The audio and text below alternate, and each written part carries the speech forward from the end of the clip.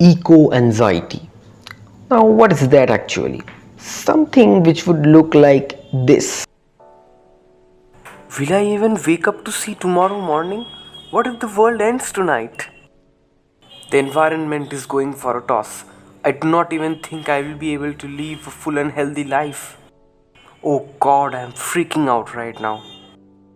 Now, the term eco-anxiety simply means anxiety or stress related to the environmental crisis, environmental changes we are seeing around us every day, and being worried about what impact it may have on me and my family. We see this term in discussions very often nowadays, and rightly so, given the amount of the late push which climate crisis are giving us these days, which we are witnessing around us, the climate change events happening around us these days. And this topic is so compelling that we couldn't help but make a video on this. So in this video, we shall talk about greenhouse gases and global warming and how they are one of the major causes of this crisis today, and a special focus on India, the observed and projected climate changes in India. Do keep watching this video until the end, as we have talked about some solutions at the end on what we might, on an individual level, how we might help battle this climate crisis, and what mindset we need to have in such crisis days, and a very cheeky solution for you which might interest you a lot. Greenhouse gases is a major cause of climate pollution. It can be rightly called as a boon turned into a bane by both natural and human acts, with humans taking the major responsibility. For instance, humans have increased the atmospheric CO2 concentration by 48% since the Industrial Revolution began. This is the most important and long-lived forcing of the climate change.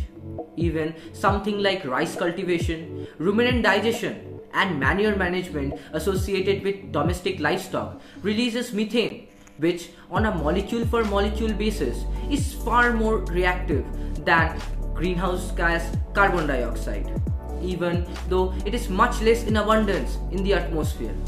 Burning of fossil fuel, increased livestock farming, deforestation, and increased CFC emission, which by the way is 23,000 times more reactive than CO2, all lead to global warming.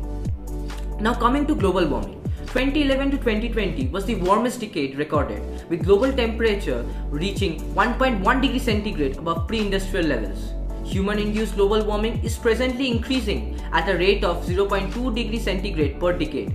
An increase of 2 degrees centigrade compared to pre-industrial times is associated with serious negative impacts on natural environment and human health and well-being. For this reason, the international community has recognized the need for keeping the warming well below 2 degrees centigrade and pursuing the efforts to limit it to 1.5 degrees centigrade. Now, what are climate forces?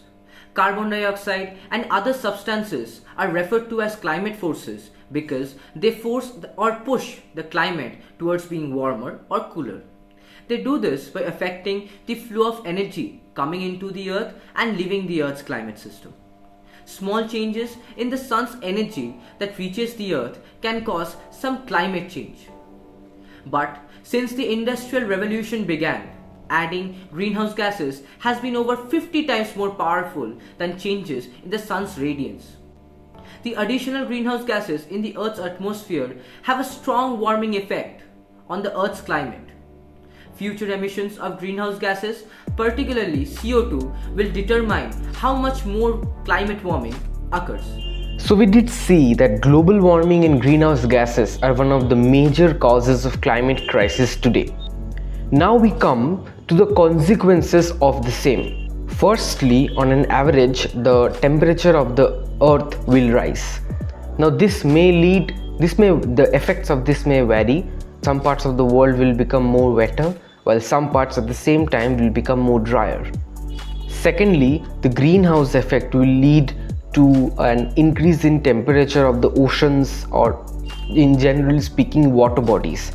It will also lead to the melting of ice glaciers and ice sheets, gradually leading to an expansion in sea level or a rise in sea level. and this will consequently lead, which has already been predicted for major cities of the world, to be submerged, to become submerged one day.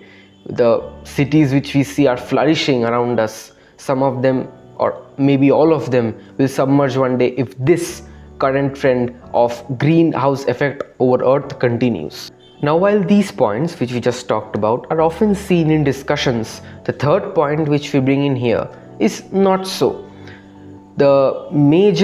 One of the major causes of this global warming and greenhouse effect will be the effect on crop yields or agriculture. We know that majority crops around the world have an optimum temperature in which they grow and which they yield faster. This fluctuation in temperatures around the world will obviously is bound to affect the yields of major crops. This will lead to droughts and floods, and eventually threatening the livelihood of farmers and agricultural producers. Now we come to the part of the video where we specifically focus on India, the observed and projected climate changes over India during this unfolding climate crisis, under which the first point we cover is the temperature, the normal temperature rise over India. Such is the magnitude of the effect that by the end of the 21st century, it is projected that the average temperature over India will rise by about 4.4 degrees Celsius. The temperatures of the warmest day and the coldest night are projected to rise by 4.7 degrees Celsius and 5.5 degrees Celsius respectively. And also by the end of the 21st century, the frequency of heat waves over mainland India is expected to rise by 3 to 4 times the current frequency. The average duration of a particular heat wave is also expected to double, which will eventually lead to the amplification of heat stress across India. The second point we bring in here is the Indian Ocean warming. Now, between 1951 and 2015, the sea surface temperature of the Indian Ocean has risen by about 1 degree Celsius, which is markedly higher than the global average of 0.7 degrees Celsius. The upper 700 meter of the Indian Ocean has also reported a rise in heat content during the past few decades. The third point here is probably the most well known or the most well witnessed by Indian people, and that is the changes in rainfall patterns. The average monsoon rainfall during the summer monsoon period, that is from June to September in India, has decreased by about 6% from 1950 to 2015. The summer monsoon precipitation in India has gone down by about 6% during the past few decades. There has been a recent noticeable change. We often see that there is a shift towards frequent dry spells and intense wet spells, followed both at the same time or simultaneously. And these intense wet spells which do occur have given us the statistics that the frequency of daily extremes with rainfall intensities exceeding 150 millimeter daily rainfall has gone up by 75% during 1951 to 2015. So we see that a very peculiar trend has been going on. The rainfall on the whole, the amount of rainfall on the whole has gone down, which is adversely impacting other areas of life in India, while the rain has become more localized in some intense wet spells and then providing simultaneous frequent dry spells, which is obviously causing a havoc on life. The overall decrease of the seasonal summer monsoon rainfall during the last 6-7 decades has led to an increased propensity of droughts over India. Both the frequency and spatial extent of these have increased significantly. In particular, areas over central India, southwest coast, southern peninsula and northeastern India have experienced more than such 2 incidents per decade on an average during this period. The area affected by these has also increased by 1.3% per decade over the same period. Climate model projections indicate a high likelihood of increase in the frequency intensity, and area under drought conditions in India by the end of the 21st century, resulting from increased variability of monsoon precipitation and increased water vapor demand in a warmer atmosphere. Sea levels have risen globally because of continental ice melt and thermal expansion of ocean water in response to the global warming. Sea levels rise in the North Indian Ocean occurred at a rate of 1.06 to 1.75 millimeters per year during 1874 to 2004 and has accelerated to 3.3 millimeters per year in the last 2.5 decades. There has been a significant reduction in the annual frequency of tropical cyclones over the NIO basin since the middle of the 20th century. In contrast, the frequency of severe cyclonic storms during the post-monsoon season has increased significantly during the last 2 decades. Climate models project a rise in the intensity of the tropical cyclones in the NIO basin region during the 21st century. Next, we come to the changes in the Himalayas. The Hindu Kush Himalayas have experienced a temperature rise of 1.3 degrees Celsius from 1950 to 2014, and consequently several areas of the Himalayas are noticing or witnessing a trend in low snowfall and retreat of glaciers, which is obviously coupled with the melting of ice sheets and rise in sea level. So till now the video has been one which makes us worry a lot, which probably sets our mood off. It makes us think whether we will ever be able to come out of such a crisis ever in the future. So this is not all the video is about. Video is obviously here to point you out about the crisis going on around you with regard to climate, but we are also here to talk about some solutions. Now the first, it might sound a very generic or a very cliched solution, but it is the best solution that is still available till date, and that is planting of trees. And not just planting of trees, every activity that is connected somehow with afforestation. You may see many startups today or many NGOs trying to plant saplings, plant trees in areas which are abundant and not used much by people, and also in and around cities and in and around households. Even if you can't yourself plant a tree, which if you get the opportunity you must always do, but even if you can't do it, you must support these initiatives taken by other people.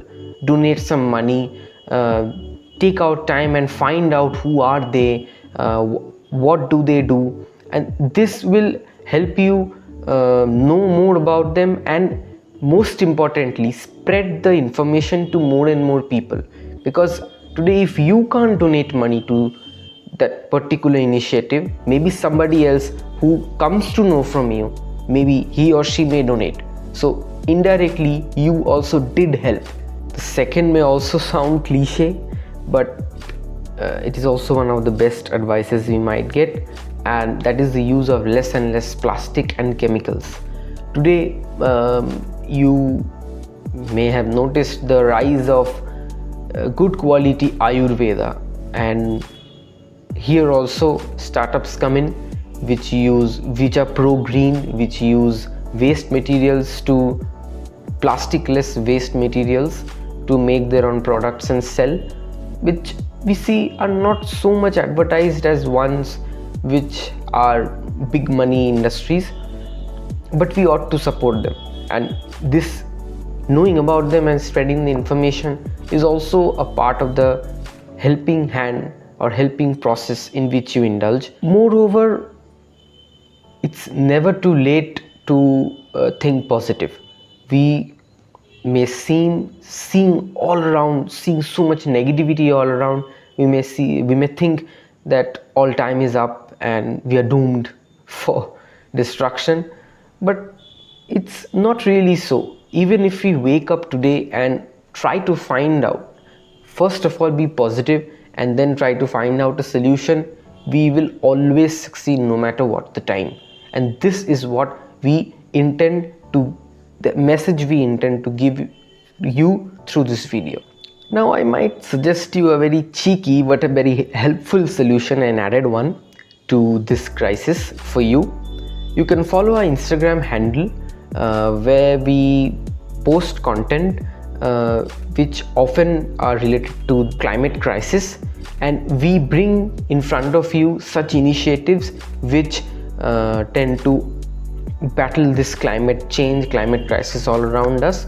And if you do follow our Instagram handle, you will come to know a lot about them and then spread the information. So we suggest you, we request you to please follow us on Instagram where we are much more active and post related content like this on YouTube. And on top of that, we would really like you to subscribe to our YouTube channel, hit the bell icon down below, share this video, spread the knowledge, spread the information, and until next time, towards knowledge, towards awareness.